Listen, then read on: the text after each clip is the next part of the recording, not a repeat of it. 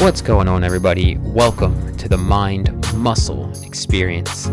My name is Tyler Egan. I am a certified personal trainer, and I will be your host. In a world instilled with fear, human beings now believe that the human body is inherently flawed. Many believe it can't fight off things like viruses, joint pain, excess weight, anxiety, and many other issues that come with the modern day world. It's my goal to bring you the information to help you maximize your potential in your fitness, with your nutrition, and to show you just how amazing the human body truly is. I will also be bringing you everyday people from all different aspects of life, where we will sit down, they'll share their journey, experience, and knowledge, and they will tell us just how much taking control of their health and fitness has changed their life. And welcome back, my friends. Welcome back to the Mind Muscle Experience, where I am going to help you learn some shit to ultimately help you guys realize the human body's fucking awesome. It's absolutely incredible. We are capable of so much, and it's so lost on the world today. It really is. So today we're going to be getting into that fucking dome piece of yours. We are going to be talking about the brain a little bit. And the topic of today is neuroplasticity. What is it? Well, we're going to go really deep into it and a bunch of other stuff. But in the simplest of terms, it means the brain's plastic. It's moldable. We can fucking change this thing. Isn't that awesome? I think it's pretty cool. I'm going to hold the telly.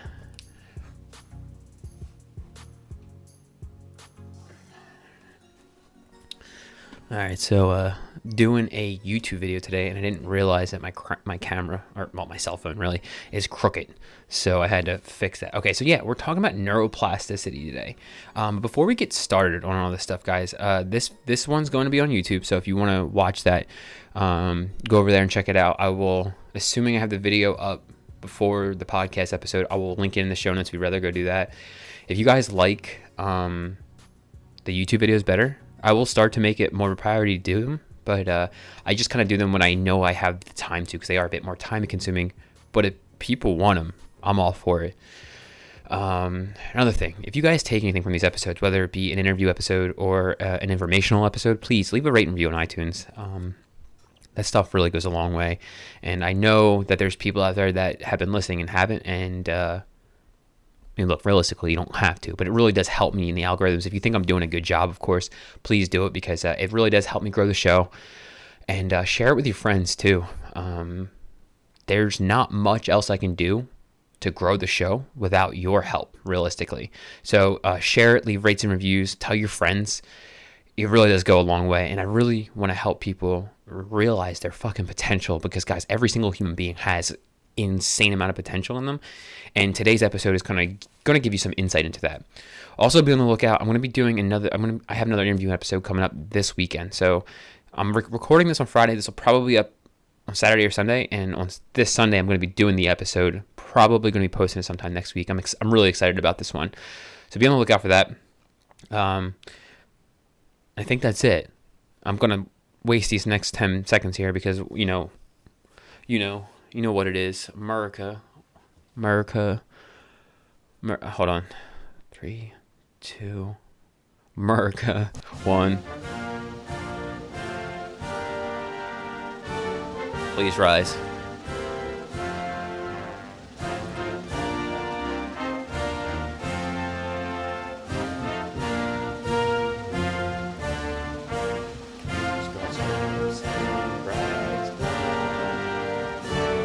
This thing's dirty, but she's beautiful.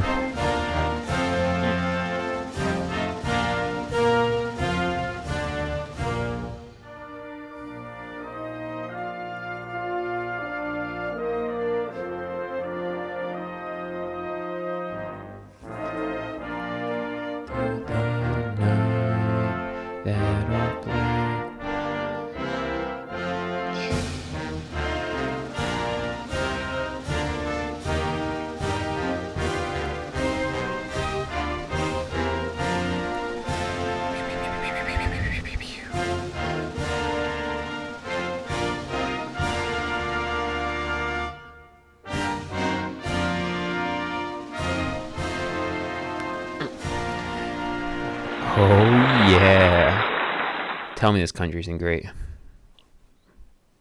I can't hear you.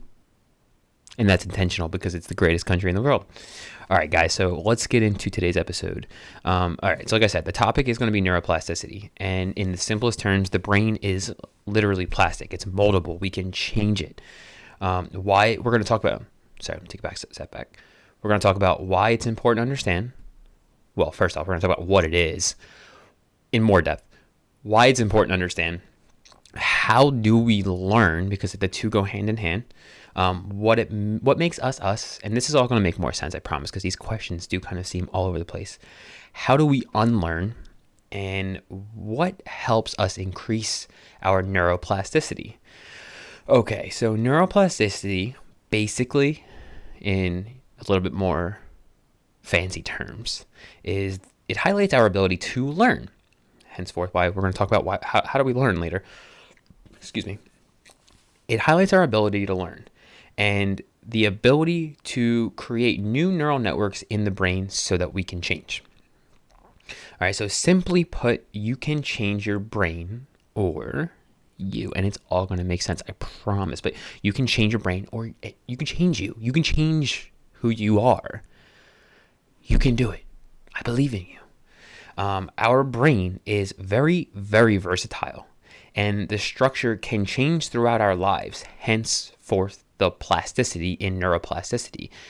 It is basically plastic. I mean, I don't know if it's actually, I'm pretty sure our brain's like 80% fat. So I don't know if it's like quite literally like the plastic that is so overused in the world today, like this shit. But it's moldable, basically. And these changes can happen from the environment, like the things around us, our behaviors, our thinking, our emotions. But remember, it highlights our ability to learn. Learn, keyword there. Let's remember learn. Keep that in the back of your brain. All right, so why is this important? Why is it important to understand what neuroplasticity is? I can't tell you how many people in my life have I've come across who say, well, they'll tell me something about themselves, and I'm like, well, why is that? And they're like, it's just how I am. It's just who I am. It's just what I am. Okay. Do you like it? Like, if you don't like something about yourself, wouldn't you want to change it? And the problem I see is so many people, I mean, I don't know for sure, but it seems like when you say that it just is what it is, it seems very uncertain that you even like it. So if you don't like something about yourself, why not change it? And this is the actual proof that we can. The neuroplasticity is the ability to mold and change your mind, your brain, the way we learn, who you are. Okay? That's why it's important. If there's something you don't like about yourself, you can change it.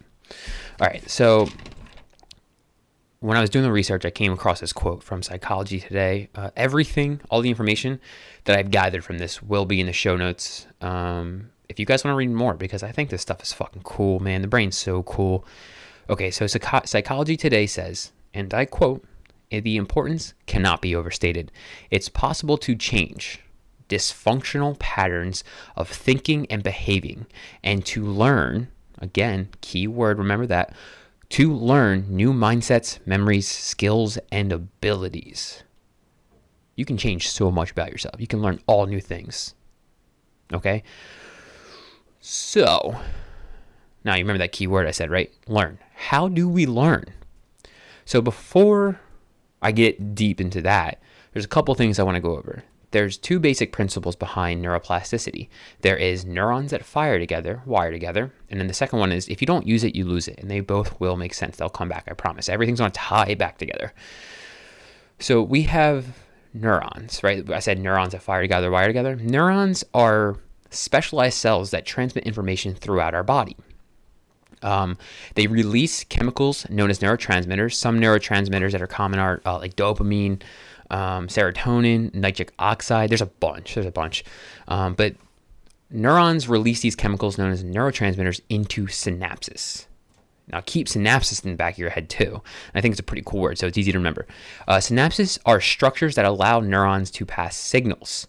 And when we gather new information, these neurons, again, fire together and wire together. Our brain is basically like a computer program. It really does function that way. And I'm starting to think that the reason that technology is advancing so much is because we understand more about the human brain.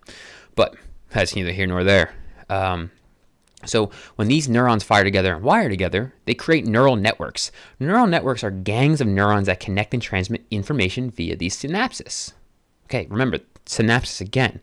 So far we're going to remember what learning is, or just keep that word in the back of your head because it's going to be important. And then synapses. So again, synapses are structures that allow neurons to pass signals. All right. And the way this all kind of works is, so neurons attach through these branch-like constructs called dendrites. They're not that important. I just kind of wanted to throw that word out there. And these dendrites connect via the synapses. And remember, again, the synapses is how the information travels. So when you learn something, the information travels and we form these things called synaptic connections. Keep that on the back of your mind. It's all going to come back, I promise, because I am throwing a fuck ton of information at you. Okay, so in the brain, there's a bunch of different parts, and there's so many different parts that I actually don't know most of them. But the big one, and if I'm not mistaken, I think it's 40% of like the size of our brain. It's the big walnut shape at the top. It's our neocortex. Our neocortex is 76% of our total brain volume. 76 fucking percent. That's a lot. If it's 40% of the size, 76% of the brain volume. That's insane. I'm not even going to do the math on that because that's just fucking crazy to me. So our neocortex is our thinking brain. It is our conscious awareness.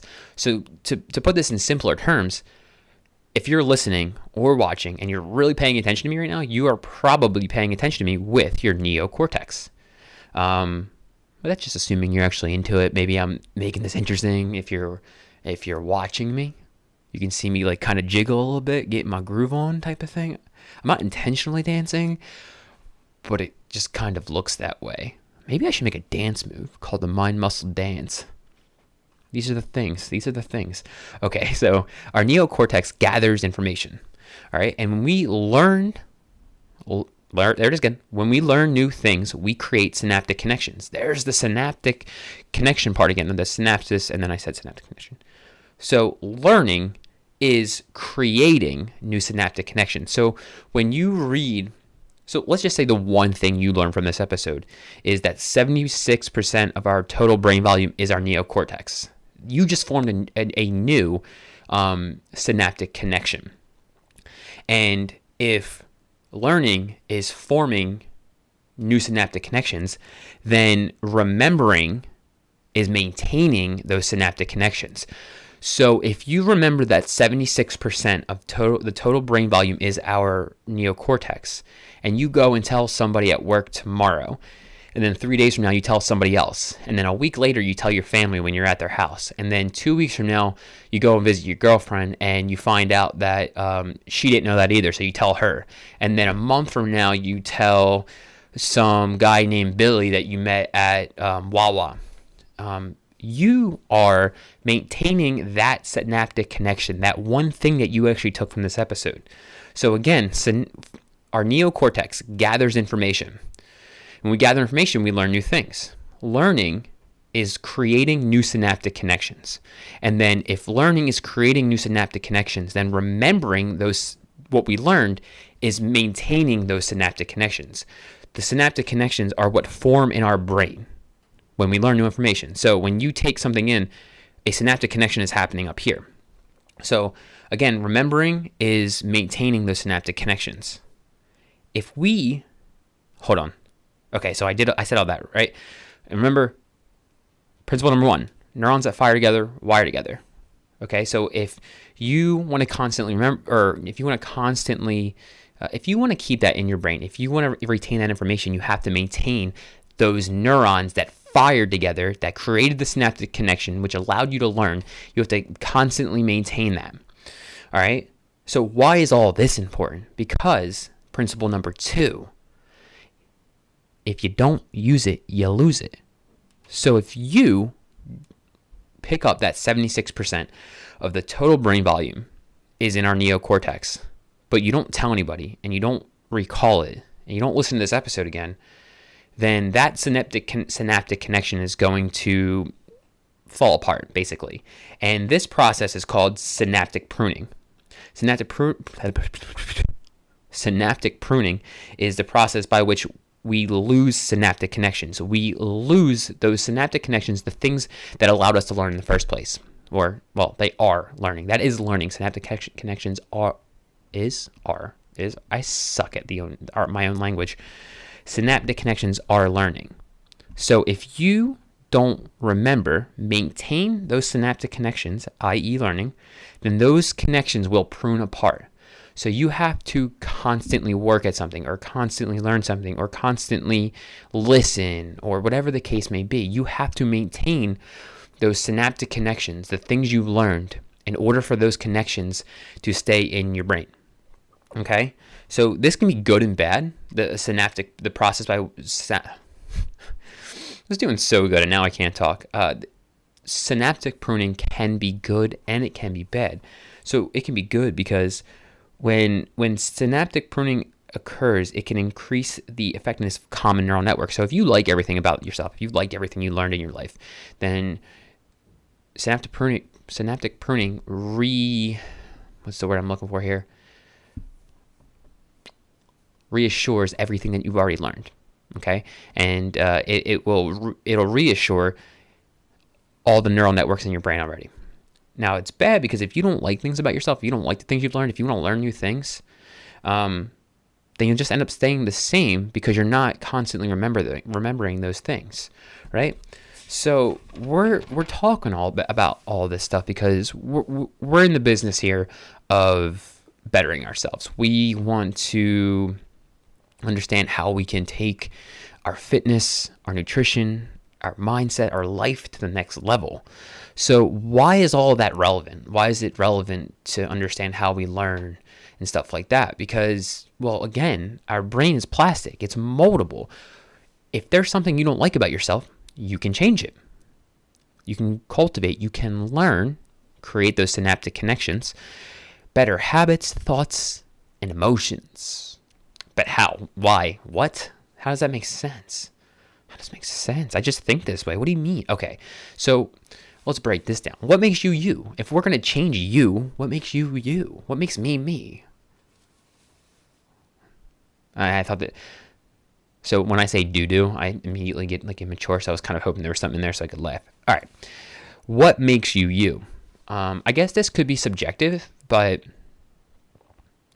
to me, what makes you you, or what makes me me, what makes us us is our personality. Okay, so what's our personality? Well, our personality is a set of behaviors and emotional patterns that stem from a biological or environmental factors. So it happens, our personality forms from what happens inside of us and outside of us. Said a different way, it is a distinctive way of thinking, feeling, and behaving. Now, if you guys remember, I'm going to backtrack here. There's 2 episodes where I discussed habits. I'll link both of them in the show notes if you guys want to listen to them. Fitness is literally all about cultivating better habits. You know, you create the habit of going to the gym and taking care of yourself. You get into the habit of cooking better foods, doing mobility, working on your mindset, maybe meditating, doing some mobility work, not watching Netflix for 7 hours on a Saturday afternoon. You cultivate better habits. So if our personality is a distinctive way of thinking, feeling, and behaving leads to, or behaving and habits kind of go hand in hand because habits are unconscious behaviors, then we need to start at the beginning. So a behavior is an action, right? So every behavior, everything we do starts with a thought, whether you realize it or not. Because remember, habits are unconscious behaviors that we don't even recognize. They just kind of happen. We do them because they're so natural to us. And if everything starts with a thought, hear me out here for a second. A thought leads to a feeling, which leads to an emotion, or the same thing, really.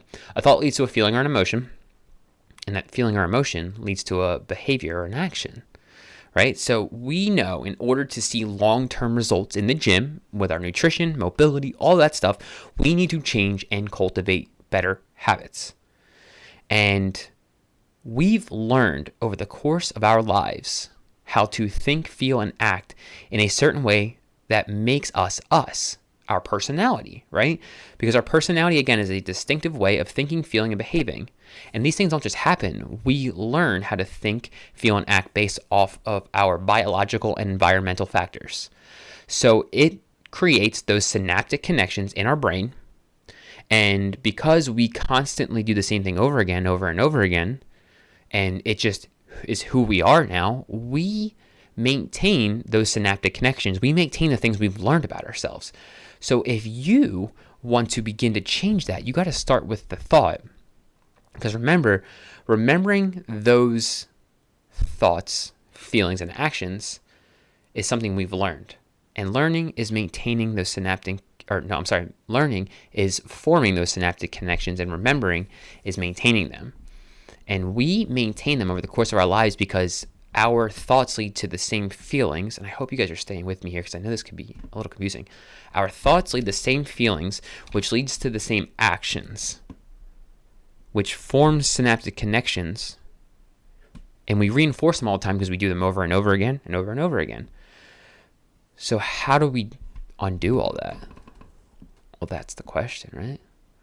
Well, we got to create new synaptic connections. You need to learn new things. You need to try new things. You need to not be you. If you want to change you, if you don't like you, it's not a bad thing. I mean, everyone's like, oh, you need to love yourself. You do. But make sure you actually love yourself. Because if you don't love yourself, how can you love anybody else? You know what I mean? So if there are things you don't like about yourself, you don't have to settle for them. Begin to change you. Start with the thoughts that led to the emotion, that led to the action. Okay? Because remember, learning new information is forming those synaptic connections. And if we don't maintain them, they prune apart, i.e. synaptic pruning. And if you remember that second principle, if you don't use it, you lose it. So if you begin to slowly change your mindset, if you begin to deal with the thought that led to the emotion that led to the action, you can begin to change your personality and change the person you are. You can change your habits. You can become whoever you want. That's the biggest thing here. All right? Because synaptic connections can prune apart if we don't use them. So if you don't use the things you learned and you start to change things about yourself, it'll prune apart and you can blossom into a new person. So, how can we increase neuroplasticity? How can we increase the fact that our brain's just plastic? It can just fucking mold apart. There's a bunch of different things you can do. Let's start with numero uno, my friends. Reduce your goddamn stress. You got to reduce your stress. When we are stressed out, when we are in those survival emotions, our brain goes to like the worst case scenario because those survival emotions were used back in the day to keep us the fuck alive. And today, we are in these stressed out or hyper aware senses of being.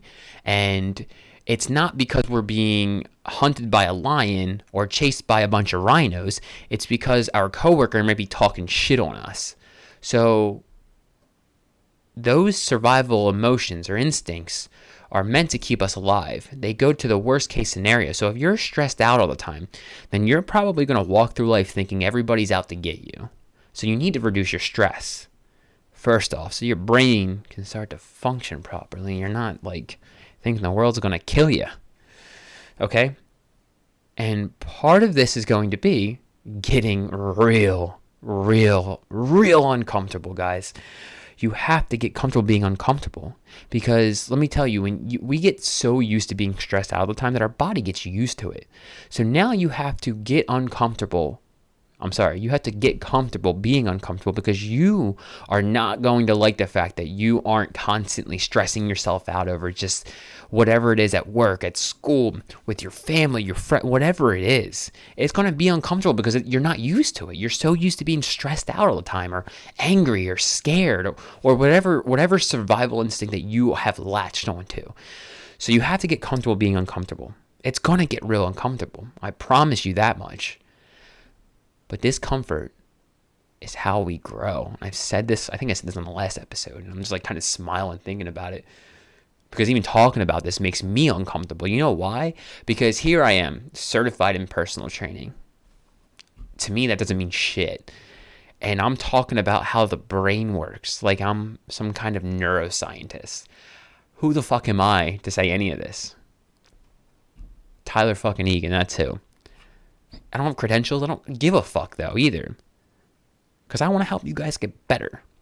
So, we got to get, we all do, myself included, we got to get comfortable being uncomfortable. That's like step one. Get used to that shit. It doesn't go away. You start to feel alive because of it. And here I am just like fucking cheesing about it. One of my favorite ways to do this is meditation. There's a lot of science backed behind meditation. I actually think I'm going to do a whole episode on it now because I want to learn more about the science behind meditation. But meditation is great because you can sit there and make yourself process what's going on in your head, or get beyond yourself, get beyond those emotions. I mean, realistically, in psychology or psychiatrists, whatever, they want you to get to the root cause of it. But like, instead of getting to the root cause of it, I'm not saying suppress your emotions. I'm saying get beyond them. Wouldn't it be better if you could replace being stressed out with just feeling love for the world?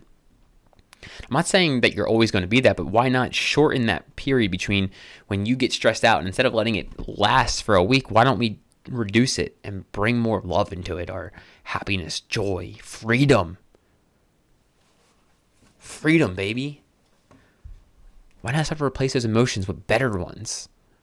Learn new emotions. Replace those synaptic connections, the emotions you've learned to act on your entire life, with new ones. Meditation's a great way to do it. You need to try new things. You need to learn new things. Reading. Fucking read. It's good for your brain too, but read. You gotta read. You gotta create new synaptic connections so the old ones can prune apart.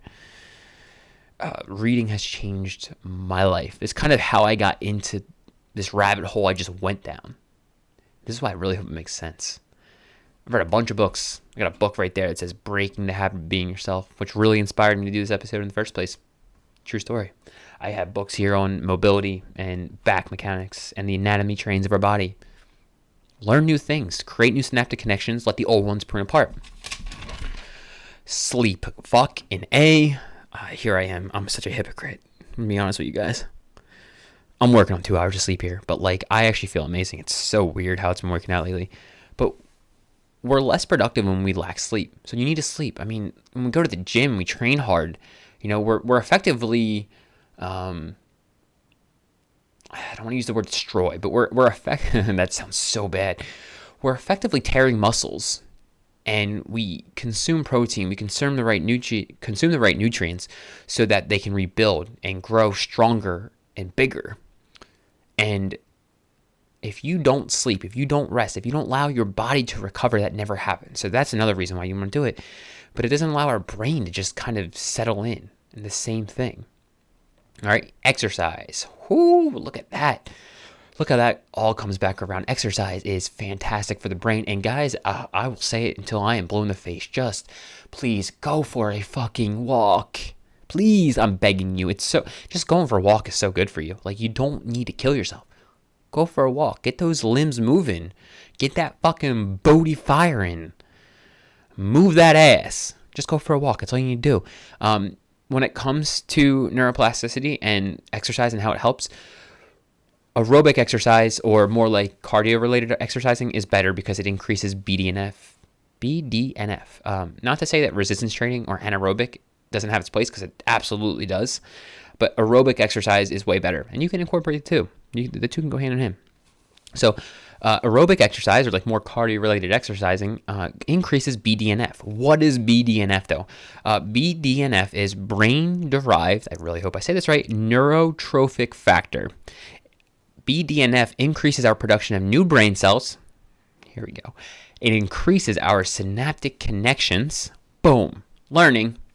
And it preserves healthy brain tissue. So BDNF is huge. And if we can increase that through exercise, and a couple other things I'm going to say in a minute here, it helps with neuroplasticity. The next one, omega-3s. Get your omega-3s in, my friends. This is why nutrition is so fucking important.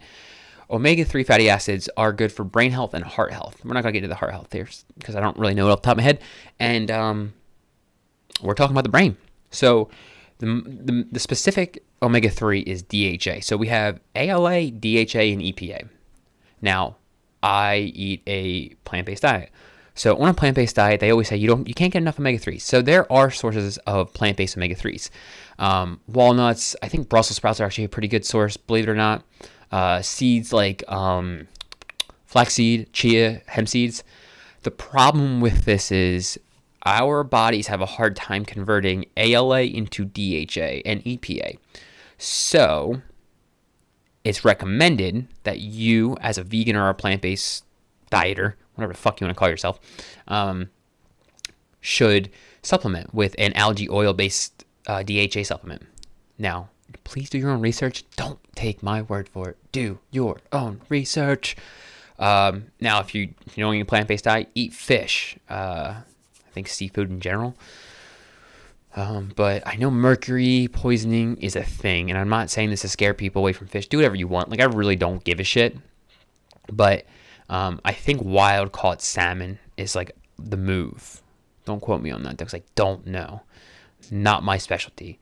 Omega-3s also increase BDNF. And remember, increases production of new brain cells, synaptic connections, and preserves healthy brain cells. So, take that for what it is. If you want to increase your BDNF, which, increases neuroplasticity, you better get your omega-3 fatty acids in. You better do it. Last thing, fasting. Fasting has been shown to increase BDNF from anywhere from 50 to 400%. That's insane, guys. I mean, like, just my own experiences with fasting, it's been actually kind of incredible. You can literally actually get beyond whatever your body is feeling, because actually, think about it. So feelings are the language of the body, and thoughts are the language of the brain. So if we can get beyond our feelings, then we can focus on what's going on in our brain. We can start to change ourselves more, right?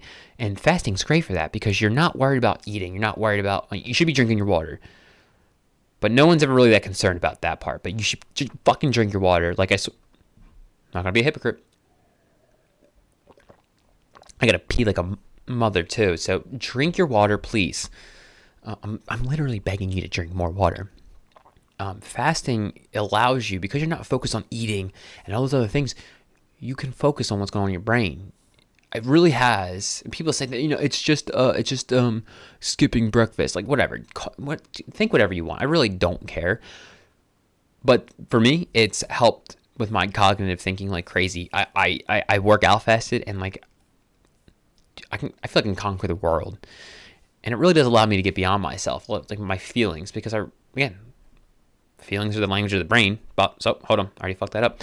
Feelings are the language of the body, and thoughts are the language of the brain. So take that for what it is, guys. And that's actually, I'm gonna wrap it up there. We are going for 34 minutes here. I really hope you guys took something from this, because it took me I actually recorded this yesterday and it fucking sucked. Like, I messed everything up. So I practiced because I really, really wanted to get this information across to you guys. Guys, the fact that our brain is moldable, it's plastic. The fact that there is a concept of neuroplasticity and we can change who we are is incredible. You do not have to be limited to whatever you think that you're limited to. You do not have to be confined by your own limited thoughts. Understand that your brain, my brain, our brains are plastic. They are moldable. You can change who you are and the things you don't like about yourself if you want to. If you want to become the best possible fucking version of yourself. But you got to start with those thoughts that lead to the emotions that tend to lead to your actions. You got to start learning new things and letting the old things go. All right, guys, really hope you took something from this. If you actually listened to this whole thing, thank you. And honestly, let me know how the feedback is. Like, give me some feedback. Let me know if you are actually learning something from this. Like, if I'm, I guess, teaching it in a manner that makes sense. If it kind of gets you excited, because like, I am so fucking pumped about this.